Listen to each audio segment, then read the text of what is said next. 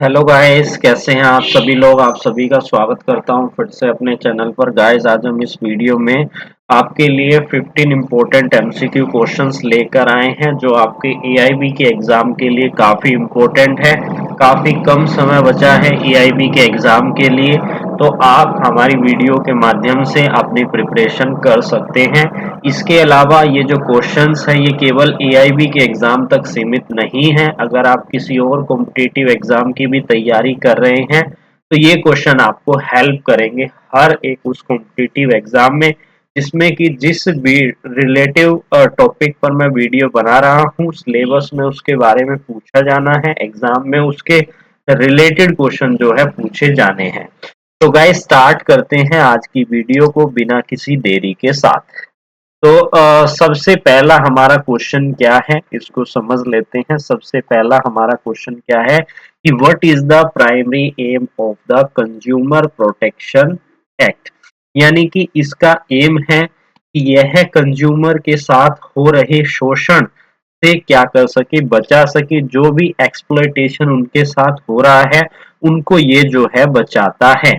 हिंदी में इसकी एक्सप्लेनेशन हम पढ़ते चलेंगे ताकि आपको चीजें अगर क्वेश्चन से समझ नहीं आती तो उस एक्सप्लेनेशन से आपको समझ में आ जाएगी। यानी कि उपभोक्ता संरक्षण अधिनियम 2019 का मुख्य उद्देश्य है कि उपभोक्ता को धोखाधड़ी से बचाया जा सके, उनके साथ हो रहे शोषण से उन्हें क्या किया जा सके, बचाया जा सके। अब बात करते हैं अगले क्वेश्चन के बारे में। अगला क्वेश्चन क्या कह रहा है इसको समझ लेते हैं। अगला क्वेश्चन हमारा कह रहा है कि which of the following is a new feature introduced in the Consumer Protection Act 2019। क्या इंक्लूड किया गया था, कौन सा नया फीचर इंक्लूड किया गया था, वो था हमारा सीसीपीए यानी कि सेंट्रल कंज्यूमर प्रोटेक्शन अथॉरिटी। ये क्या करती है, ये एक तरीके से हेल्प करती है किनको, कंज्यूमर्स को उनके राइट्स के रिगार्डिंग प्रोटेक्ट करती है। कंज्यूमर के जो राइट है उनको प्रमोट करती है और उनके राइट को प्रोटेक्ट करती है। इसकी ये ड्यूटी है सीसीपीए यानी कि central consumer protection authority. Hindi explanation क्या कहती है कि अधिनियम में केंद्रीय उपभोक्ता संरक्षण अधिनियम यानी कि सीसीपीए की स्थापना की गई है और जो उपभोक्ता अधिकारों को बढ़ावा देने और सुरक्षा प्रदान करने के लिए काम करता है। बात करते हैं अगले क्वेश्चन के बारे में। अगला क्वेश्चन क्या कह रहा है इसको समझ लेते हैं। अगला क्वेश्चन कह रहा है कि who can file a complaint under the consumer protection act 2019। अब कौन फाइल कर सकता है कंप्लेंट? केवल कंज्यूमर, केवल कंज्यूमर कर सकता है कंप्लेंट फाइल, या फिर हम बात करें, या हम बात करें, जस्ट वेट, एक बारी मेरी जो पेन है वो चल नहीं रहा है स्क्रीन पर। एक मिनट मेरे को दे, दोबारा से इसको कनेक्ट कर लेता हूं। तो कौन फाइल कर सकता है? तो केवल कंज्यूमर या फिर कोई भी पर्सन जो ऑथोराइज है कंज्यूमर्स के द्वारा, या फिर केवल रजिस्टर्ड कंज्यूमर, केवल रजिस्टर्ड कंज्यूमर ऑर्गेनाइजेशन, या फिर ऑल ऑफ द अबव। तो इसका जो करेक्ट आंसर है वो है हमारा फोर्थ ऑप्शन। एक्सप्लेनेशन क्या कहती है इसको भी हम रीड आउट जो है कर लेते हैं। एक्सप्लेनेशन कह रही है कि उपभोक्ता संरक्षण अधिनियम 2019 के तहत उपभोक्ता एक अधिकृत व्यक्ति उपभोक्ता संगठन के द्वारा शिकायत दर्ज की जा सकती है। यानी कि जिसके राइट का वायलेशन हो रहा है, जो कंज्यूमर जो है कंज्यूमर किसी भी गुड का या किसी सर्विस का इस्तेमाल कर रहा है और उसके राइट का वायलेशन हो रहा है, तो यहाँ पर वो व्यक्ति या कोई ऑर्गेनाइजेशन है तो वो भी ऐसा कर सकती है। अब बात करते हैं हम अपने अगले क्वेश्चन के बारे में। अगला क्वेश्चन क्या कह रहा है इसको समझ लेते हैं कि कंज्यूमर का मतलब क्या होता है। कंज्यूमर का मतलब वही होता है a person who a person who purchase good and service for a personal use. आप बिजनेस के लिए किसी चीज को यूज कर रहे हैं तो आप यहाँ पर कंज्यूमर नहीं कहलाएंगे। पर्सनल पर्पस के लिए आपने किसी गुड को किसी सर्विस को लिया है तभी यहाँ पर आपको कहा जाएगा कि आप एक कंज्यूमर हो। उपभोक्ता वह व्यक्ति होता है जो व्यक्तिगत उपयोग के लिए माल यानी कि माल का मतलब होता है गुड या सेवाओं को खरीदता है, ना कि उन्हें व्यापारिक उपयोग के लिए ऐसा करता है, ना कि उन्हें कमर्शियल पर्पस के लिए या फिर रीसेलिंग पर्पस के लिए उनका इस्तेमाल जो है वो करता है।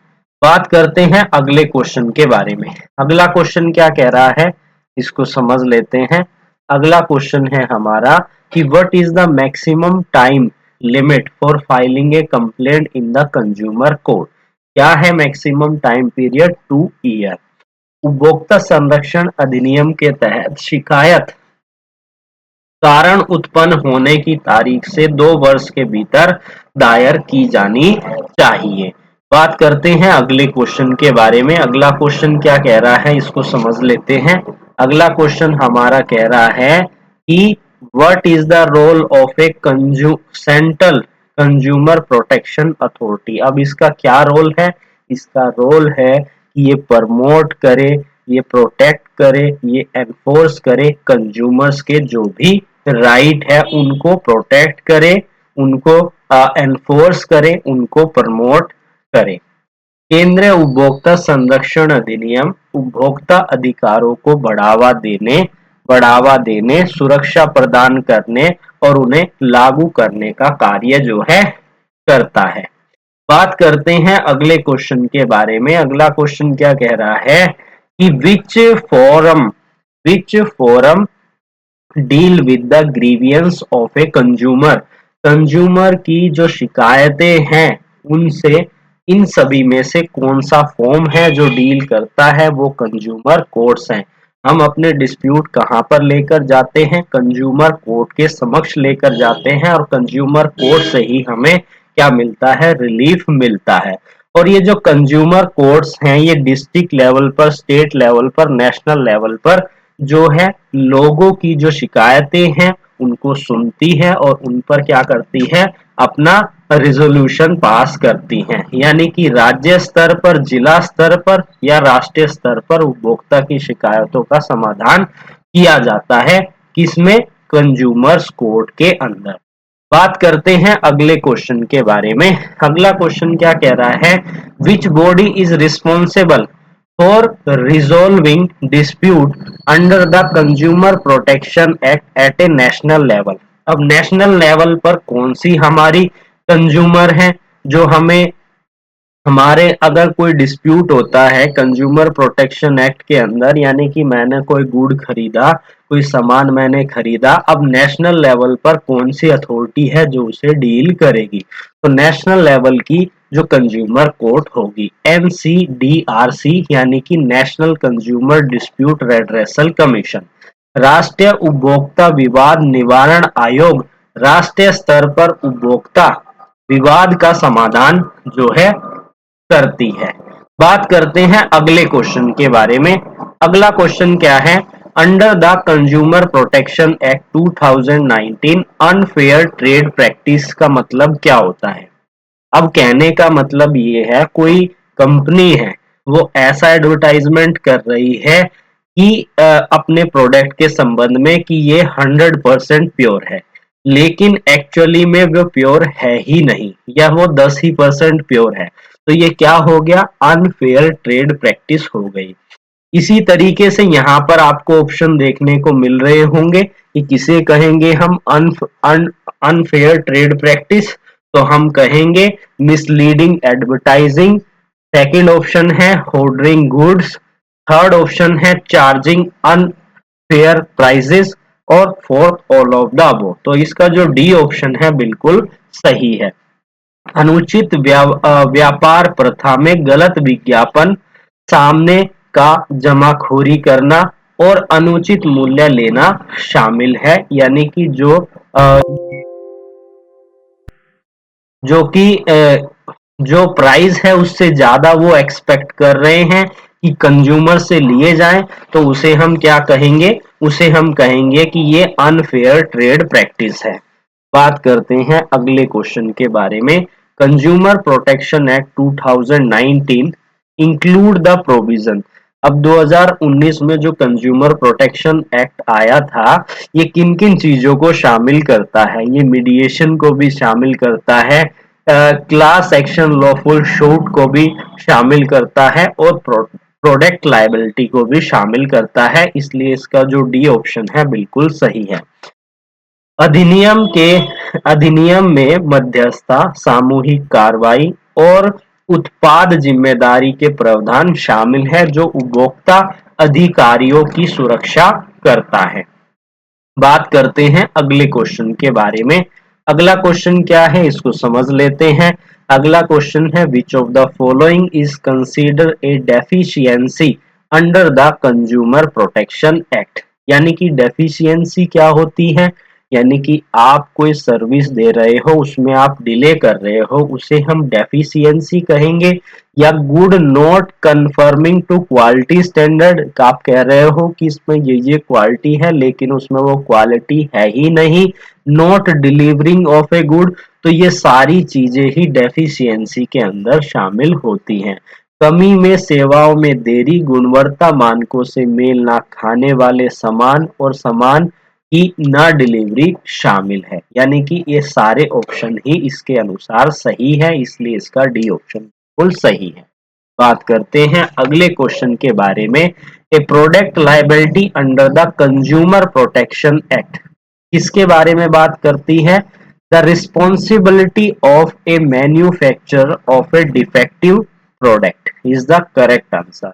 यानी कि उत्पाद जिम्मेदारी का मतलब है कि उत्पादकों और सेवा प्रदाताओं की जिम्मेदारी जो दोषपूर्ण उत्पादक के कारण नुकसान पहुंचाती है, उसे ही हम क्या कहेंगे? Product liability. बात करते हैं अगले क्वेश्चन के बारे में। तो गाइस, मैं आप सभी स्टूडेंट्स से ये कहना चाहता हूँ, जिस किसी भी स्टूडेंट्स को या जो मेरा दोस्त इस वीडियो को देख रहा है उसको ये लग रहा है किसी क्वेश्चन में कुछ मिस्टेक है, तो प्लीज जो करेक्ट आंसर है वो कमेंट सेक्शन में कमेंट कीजिए, ताकि जो दूसरे स्टूडेंट है उसे गलत याद ना करें। तो स्टार्ट करते हैं। What is the penalty of misleading advertisement under the Consumer Protection Act? What is the penalty? यानी कि क्या क्या पनिशमेंट दी जाएगी? फाइन और इम्प्रिजमेंट, केवल फाइन, केवल इम्प्रिजमेंट और केवल वार्निंग। तो दोनों ही चीजें दी जा सकती हैं, फाइन भी और इम्प्रिजमेंट भी। धोखाधड़ी वाले विज्ञापन के लिए जुर्माना और कारावास दोनों की सजा हो सकती है। यानी कि एक भी दी जा सकती है और दोनों भी दी जा सकती है।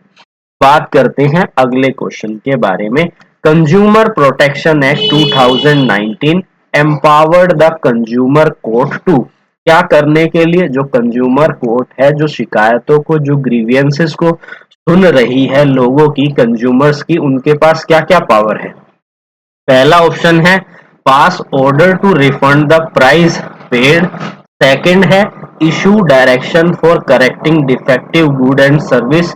थर्ड ऑप्शन है award compensation to the consumer. Fourth option है इन सभी की ही पावर है। बिल्कुल इन सभी की पावर है। या तो जिस प्राइस की गुड है उसको आप रिफंड कीजिए, या फिर कोई डिफेक्टिव चीज है, कोई डिफेक्टिव गुड आप सर्विस दे रहे हैं तो उसको आप सही कीजिए, या फिर कंज्यूमर को आप पैसा दीजिए। इसी को हम क्या कहते हैं कि कंज्यूमर प्रोटेक्शन एक्ट के अंदर कंज्यूमर के राइट को प्रोटेक्ट करने के लिए कोर्ट के पास पावर है। उपभोक्ता न्यायालय में मूल्य की वसूली, दोषपूर्ण माल, सेवा की सुधार और मुआवजा देने का अधिकार किसके पास है? कंज्यूमर कोर्ट के पास है। बात करते हैं अगले क्वेश्चन के बारे में कि what is the time frame for the consumer dispute redressal commission to resolve a complaint. कितने समय के अंदर? 2 मंथ के अंदर कोशिश की जाती है कि उन्हें 2 महीने के अंदर जो है केस को रिजॉल्व किया जाए। बात करते हैं अगले क्वेश्चन के बारे में। What is the maximum amount that can be claim in the district consumer dispute redressal form, यानी कि मैक्सिमम कितना अमाउंट डिस्ट्रिक्ट लेवल पर जो है कंज्यूमर क्लेम कर सकता है, तो वो 10 लाख तक क्लेम जो है कर सकता है। जिला उपभोक्ता विवाद निवारण फॉर्म के पास 10 लाख रुपए तक के दावे को सुनने का अधिकार होता है। यानी कि कंज्यूमर कोर्ट किस किस तरीके से है, डिस्ट्रिक्ट लेवल पर है, स्टेट लेवल पर है और नेशनल लेवल पर है। यानी कि 10 लाख, उसके बाद आता है हमारा उसके बाद एग्जैक्टली तो मैं अभी याद नहीं आ रहा, और जो नेशनल लेवल पर है वो 1 करोड़ तक के मैटर को रिजॉल्व कर सकते हैं। बात करते हैं अगले क्वेश्चन के बारे में।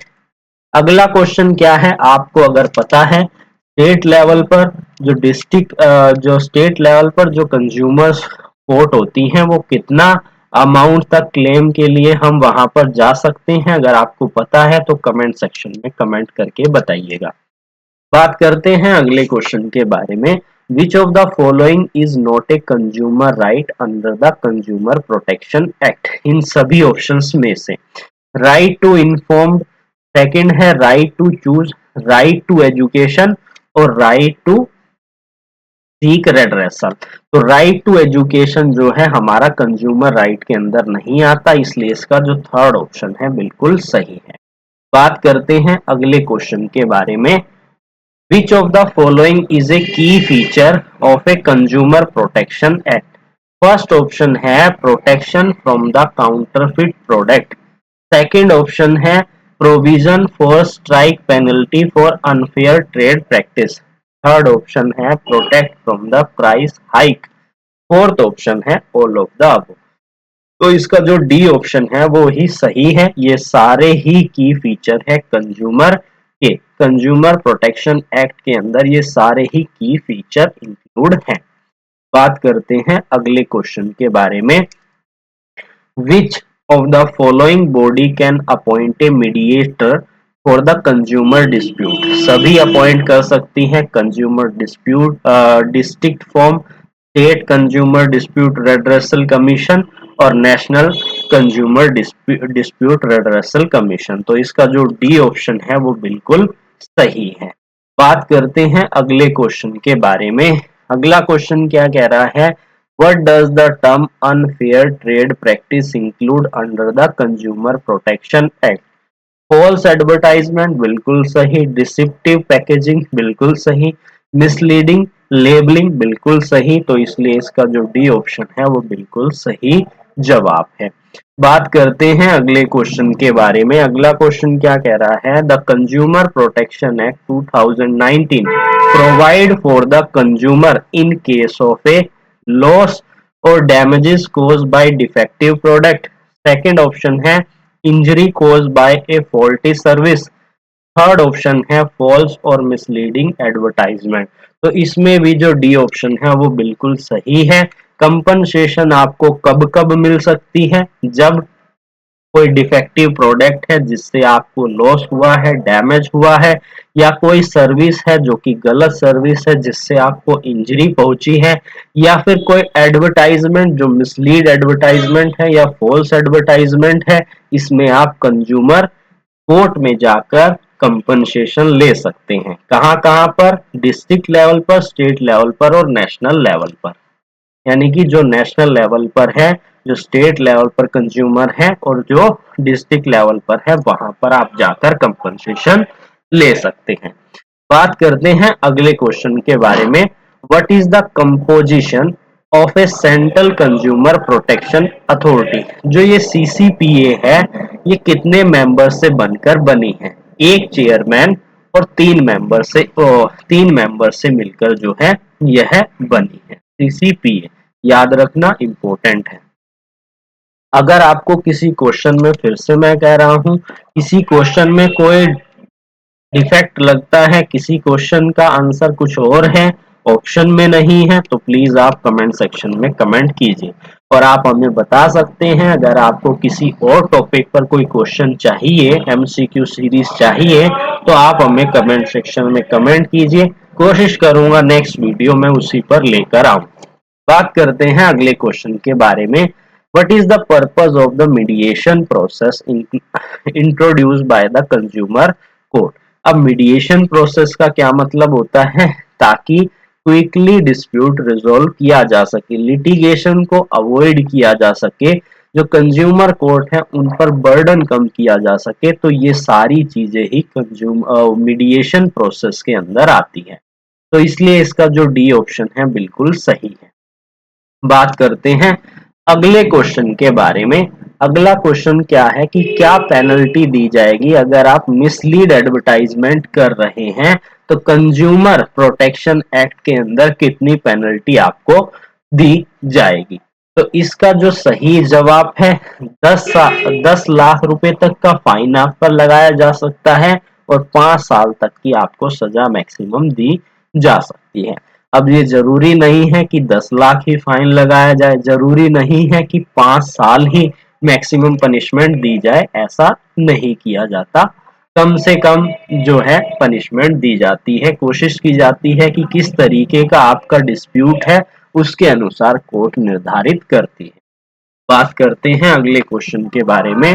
Who can be a part of a consumer protection council under the Consumer Protection Act 2019? Government officials, consumer organization, expert in a consumer issues. तो इसका जो डी ऑप्शन है बिल्कुल सही है, ये सभी जो है पार्ट है कंज्यूमर प्रोटेक्शन काउंसिल के। बात करते हैं अगले क्वेश्चन के बारे में। अगला क्वेश्चन क्या कह रहा है कि विच of the following is consider a service under the consumer protection act? अब सर्विस का क्या मतलब होता है? Renting of an apartment, transportation services, medical treatment और ऑल ऑफ द अबव। तो ये सभी को ही सर्विस के अंदर शामिल किया गया है। यानी कि कोई पूछे कि सर्विस क्या है, तो सर्विस कोई अपार्टमेंट को रेंट पर देना, उसके रिगार्डिंग आपसे कोई चीजें कही गई है, या फिर ट्रांसपोर्टेशन से रिलेटेड आपको कोई सर्विस प्रोवाइड की गई है, कोई मेडिकल ट्रीटमेंट है, इस तरीके के इन सारी चीजों को सर्विस के अंदर शामिल किया गया है। बात करते हैं अगले क्वेश्चन के बारे में कि कंज्यूमर प्रोटेक्शन एक्ट 2019 के under which of the following is not a responsibility of the CCPA? यानी कि सेंट्रल कंज्यूमर प्रोटेक्शन अथॉरिटी की इन सभी में से कौन सी ड्यूटी नहीं है? पहला है investigating complaint of unfair trade practice, बिल्कुल है, ड्यूटी है। अगर कोई गलत ट्रेड प्रैक्टिस होगी तो उसको इन्वेस्टिगेशन करने का काम किसका है? सीसीपीए का है, सेंट्रल कंज्यूमर प्रोटेक्शन अथॉरिटी का है। सेकंड ऑप्शन है मॉनिटरिंग और take action against the false advertising. Third option है enforcing product standard. Fourth option है issue guideline for consumer right. तो जो ये थर्ड ऑप्शन है ये ड्यूटी नहीं है, तो इसलिए थर्ड ऑप्शन इसका करेक्ट आंसर है। आपको जब भी क्वेश्चन पूछा जाए आपको ये जरूर याद रखना है कि उसमें नेगेटिव बात की गई है या फिर पॉजिटिव बात की गई है। नेगेटिव बात से क्वेश्चन जो है बिल्कुल ही चेंज हो जाता है, पॉजिटिव है तो आप सीधा सीधा देख लेते हैं, लेकिन नेगेटिव वर्ड होने की वजह से क्वेश्चन कई बार जो है गलत हो जाता है। बात करते हैं अगले क्वेश्चन के बारे में। अगला क्वेश्चन क्या कह रहा है कि what can a consumer do if their complaint is not resolve within a prescribed time frame? यानी कि अगर कोई किसी का ग्रीवियंस है किसी कंज्यूमर का और वो डिस्ट्रिक्ट लेवल पर उसे लेकर गया, डिस्ट्रिक्ट कोर्ट के अंदर उसे लेकर गया, अब यहाँ पर उसे रेजोल्यूशन नहीं मिल रहा है, उसका जो डिस्प्यूट है यहाँ पर सोल्व नहीं किया जा रहा है, टाइम खराब होता जा रहा है, तो वो क्या करेगा यहाँ पर? तो वो अपील फाइल करेगा, हायर अथॉरिटी को अप्रोच करेगा, या फिर सीसीपीए को अप्रोच करेगा, वहां पर एक कंप्लेंट फाइल करेगा कि मेरा ये डिस्प्यूट है, ये पेंडिंग है, ये रिजॉल्व नहीं हो रहा है, प्लीज आप इसको देखिए और इसको रिजॉल्व कीजिए। तो इसका जो डी ऑप्शन है बिल्कुल सही है। बात करते हैं अगले क्वेश्चन के बारे में। अगला क्वेश्चन क्या कह रहा है कि what is the minimum value of compensation for defective good or service as per the Consumer Act 2019? अब यहाँ पर क्या है कि मिनिमम कितनी यहाँ पर कंपनसेशन देंगी अगर कोई भी सर्विस में डिफेक्ट होता है, किसी गुड में डिफेक्ट होता है, तो मिनिमम कोई वैल्यू निर्धारित नहीं की गई है, कुछ भी हो सकती है मिनिमम जो वैल्यू है। तो इसका जो ए ऑप्शन है बिल्कुल सही है। अब हम बात करते हैं अगले क्वेश्चन के बारे में। अगला क्वेश्चन क्या कह रहा है, under the consumer protection act 2019 what is the role of a district consumer dispute redressal commission to deal with the complaint up to 20 lakh. तो यहाँ पर एक कंफ्यूजन है, आपको यह करेक्ट करना है कि ये 10 लाख तक डील कर सकते हैं या फिर 20 लाख तक डील कर सकते हैं। इसको आपको मुझे करेक्ट करके बताना है विद एक्सप्लेनेशन कहाँ पर ये दिया गया है, ताकि दूसरे स्टूडेंट भी उसे देख सके, क्योंकि ये दो क्वेश्चन जो है कंफ्लिक्ट कर रहे हैं। पहले के क्वेश्चंस में क्या था, 10 लाख था और यहाँ पर 20 लाख है। तो क्या 20 लाख सही है या फिर 10 लाख सही है? आप सभी स्टूडेंट जो भी इस वीडियो को देख रहा है, प्लीज हल्का सा एफर्ट आप भी लगाइए, ताकि मेरे को लगे आप भी एफर्ट कर रहे हैं। तो इसीलिए मैं आपसे ये कहना चाहता हूँ, प्लीज एक बारी इसको जरूर देखिएगा। क्वेश्चन नंबर 13 को आप बताइएगा कि इसका सही जवाब कौन सा है। ये तो सही है, 1 करोड़ तक नेशनल जो कोर्ट है वो करेंगी, लेकिन क्या जो डिस्ट्रिक्ट लेवल की कोर्ट है वो 10 लाख तक के क्लेम से डील कर सकती है या फिर 20 लाख तक के क्लेम से? बात करते हैं अगले क्वेश्चन के बारे में। अगला क्वेश्चन क्या कह रहा है कि which of the following is a responsibility of CCPA? इनके अनुसार क्या रिस्पॉन्सिबिलिटी है? तो यही रिस्पॉन्सिबिलिटी है कि अनफेयर ट्रेड प्रैक्टिस हो रही है तो उसके अगेंस्ट वो एक्शन ले या उसको इन्वेस्टिगेट करे। बात करते हैं अगले क्वेश्चन के बारे में। अगला क्वेश्चन क्या कह रहा है इसको समझ लेते हैं। What is the time period in which a complaint must be filed under the Consumer Protection Act? पहले ही कवर कर चुके हैं। 2 साल के अंदर जैसे ही कोज ऑफ एक्शन आपका अराइज होता है, उससे 2 साल के अंदर आपको ऐसा कर देना है। क्या कर देना है? कंप्लेंट फाइल कर देनी है। बात करते हैं कि मैक्सिमम फाइन कितना होगा कोर्ट इम्पोज कर सकती है अगर फॉल्स एडवर्टाइजमेंट किया गया है कंज्यूमर प्रोटेक्शन एक्ट के अंदर। तो मैक्सिमम आपको 1 करोड़ रुपए तक का जो है फाइन इम्पोज किया जा सकता है, यानी कि जो कंज्यूमर है उसे 1 लाख तक का कंपनसेशन मिल सकता है फाइन के रूप में। बात करते हैं अगले क्वेश्चन के बारे में। Who is empowered to issue consumer protection guideline under the consumer protection act? जो सेंट्रल गवर्नमेंट है वही इशू करेंगी, वही एम्पावर्ड है इसके लिए, प्रोटेक्शन गाइडलाइंस के लिए कंज्यूमर से रिलेटेड। बात करते हैं अगले क्वेश्चन के बारे में।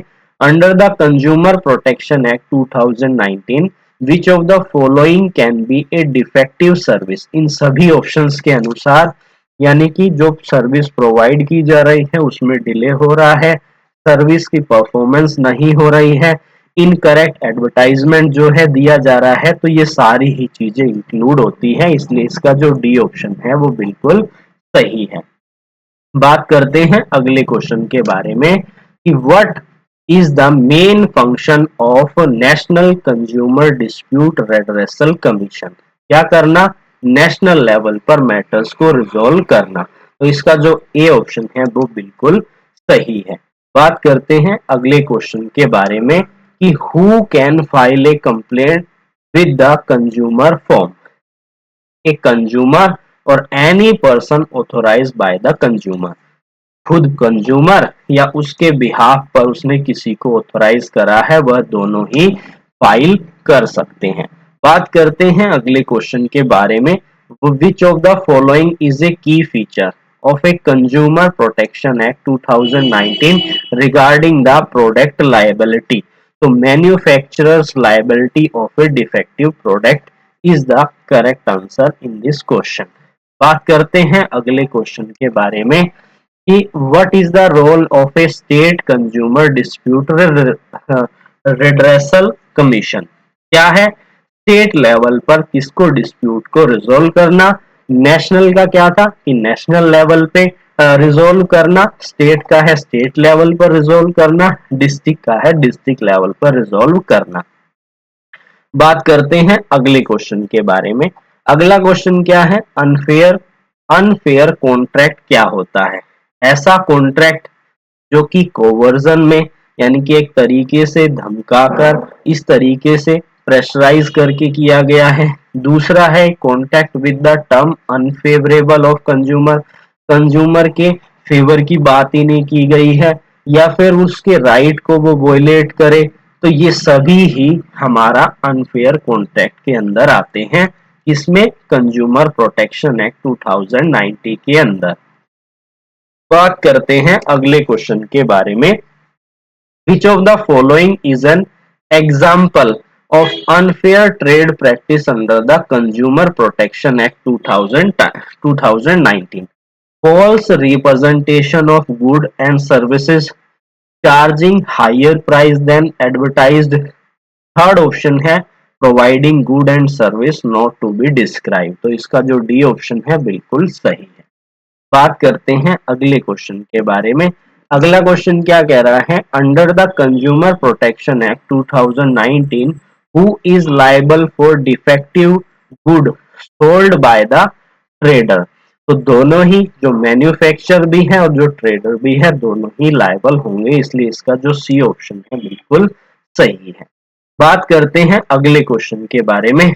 अगला क्वेश्चन क्या कह रहा है कि what is the jurisdictional limit of A NCDRC, यानी कि national consumer dispute redressal commission. तो मैंने बताया था 1 करोड़ तक का मुआवजा जो है दिया जा सकता है, 1 करोड़ तक के मैटर्स को जो है सुना जा सकता है कहां पर, नेशनल कंज्यूमर कोर्ट के अंदर। बात करते हैं अगले क्वेश्चन के बारे में।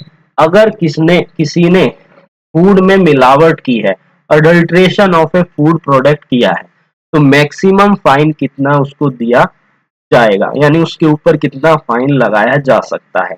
तो 1 करोड़ तक का मैक्सिमम फाइन जो है लगाया जा सकता है। बात करते हैं अगले क्वेश्चन के बारे में। अगला क्वेश्चन क्या है कि what is the role of a district forum under the consumer protection act 2019 to resolve a dispute over a quality and services is the correct answer. बात करते हैं अगले क्वेश्चन के बारे में। अगला क्वेश्चन क्या कह रहा है, under the consumer protection act 2019 who can file a complaint on behalf of a consumer. कौन फाइल कर सकता है? तो कंज्यूमर ने किसी भी पर्सन को ऑथराइज किया हो वो फाइल कर सकता है। तो इसका जो बी ऑप्शन है बिल्कुल सही है। बात करते हैं अगले क्वेश्चन के बारे में। Under the consumer protection act 2019 how many members are required to be form the national consumer dispute redressal commission? Total 3। Total 3 यहाँ पर मेंबर उसमें होंगे। बात करते हैं अगले क्वेश्चन के बारे में। Who is responsible for regulating mislead advertisement under the consumer protection act 2029?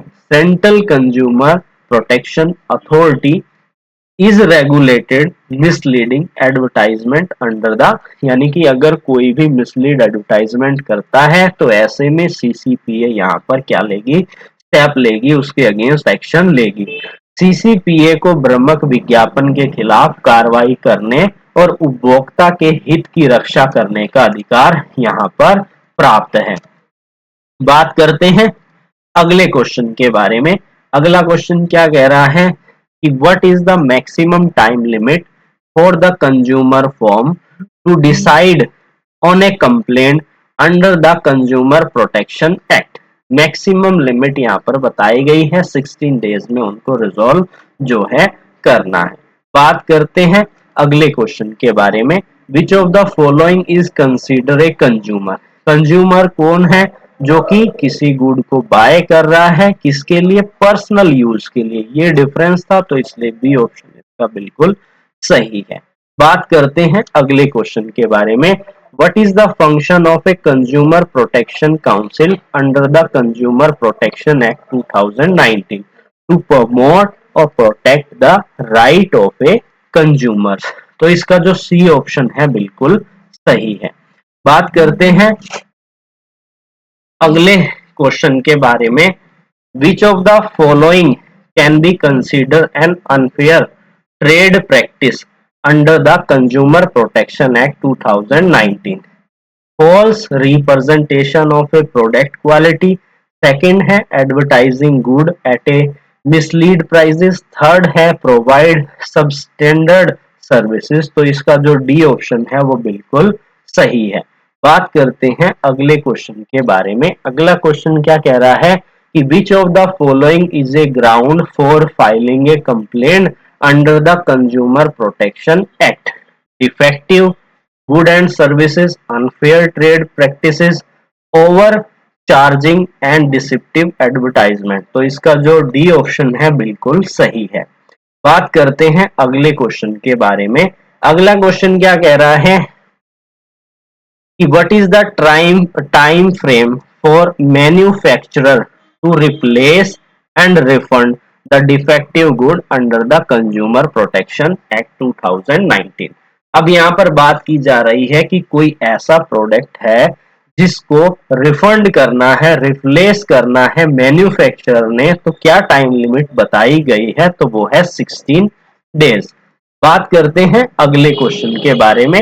अगला कोई क्वेश्चन है ही नहीं। अब यहाँ पर हमारे क्वेश्चन जो है वो फिनिश हो चुके हैं। आई होप आप इस वीडियो में इंफॉर्मेशन ले पाए होंगे। फिर मिलेंगे एक नई वीडियो के साथ, तब तक के लिए जुड़े रहिए हमारे साथ।